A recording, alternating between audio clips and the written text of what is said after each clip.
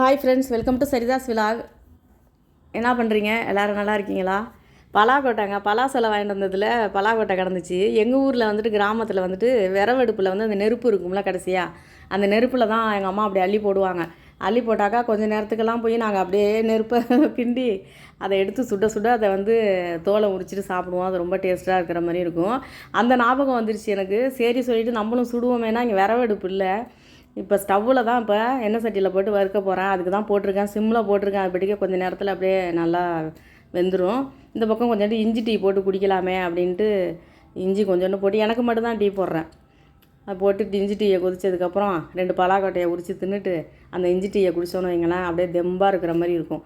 நீங்கள் இதுமாரி பலாக்கொட்டை சுட்டு சாப்பிட்ட பழக்கம் இருந்துச்சுனாக்கா சாப்பிட்ருக்கீங்களா? அந்த டேஸ்ட்டு உங்களுக்கு தெரியும்னாக்கா நீங்கள் எனக்கு வந்துட்டு கமெண்ட் பண்ணுங்கள். இந்த வீடியோ பிடிச்சிருந்தா லைக் பண்ணுங்கள், ஷேர் பண்ணுங்கள், சப்ஸ்கிரைப் பண்ணுங்கள். நன்றிங்க.